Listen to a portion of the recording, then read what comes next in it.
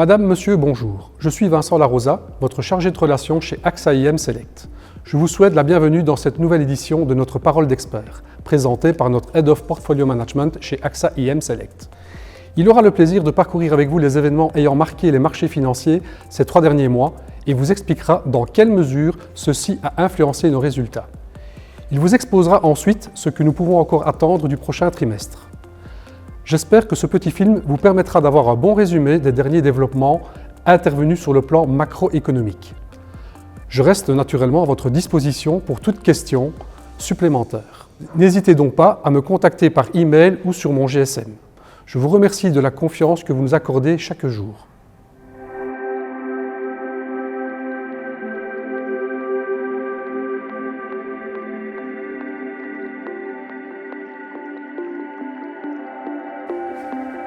L'année 2026 avait démarré sur les chapeaux de roue sur les marchés financiers.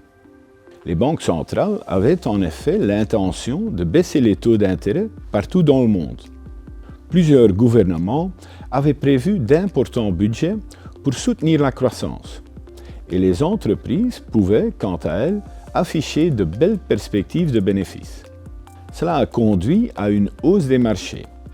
Tant les actions que les obligations ont délivré des résultats positifs jusqu'à fin février. C'est alors qu'Israël et les États-Unis ont lancé une opération militaire contre l'Iran. Cela nous a contraints à céder nos gains de ce début d'année et une grande incertitude a envahi les marchés.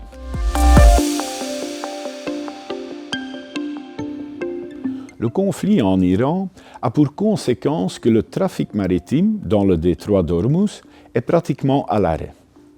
Ce détroit est la principale route pour transporter le pétrole et le gaz vers l'Asie. Le blocage a donc entraîné une forte augmentation des prix de l'énergie. Plus ce conflit dure, plus nombreux sont les pays et consommateurs qui devront payer ces prix plus élevés. Cela empêche les banques centrales de baisser les taux d'intérêt, comme prévu, et pourrait même les obliger à les augmenter afin de maîtriser l'inflation.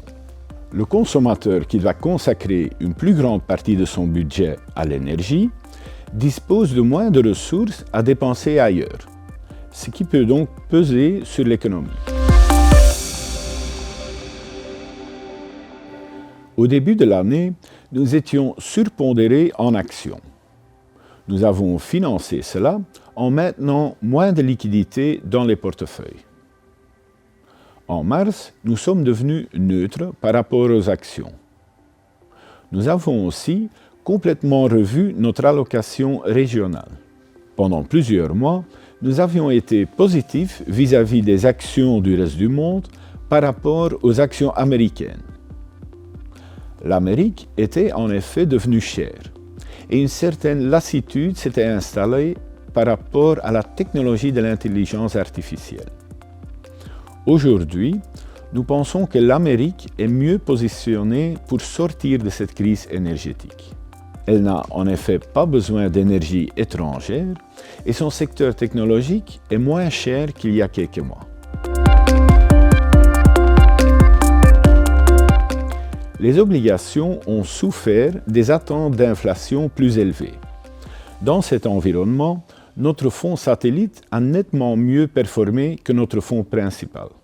Le fonds satellite a une sensibilité plus faible aux fluctuations des taux d'intérêt et a donc subi un impact moindre de la hausse des taux.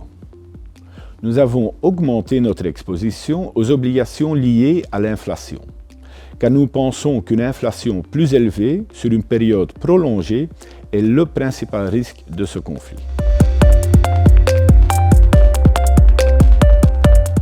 La durée du conflit déterminera l'impact des prix élevés de l'énergie sur l'économie.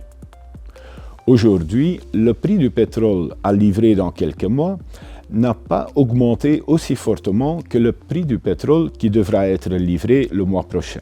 Ce prix plus bas montre que la plupart des négociants s'attendent à ce que le conflit ne dure pas longtemps. Une déception à cet égard pourrait entraîner une inflation plus élevée, des taux d'intérêt à nouveau en hausse et des actions sous encore davantage de pression.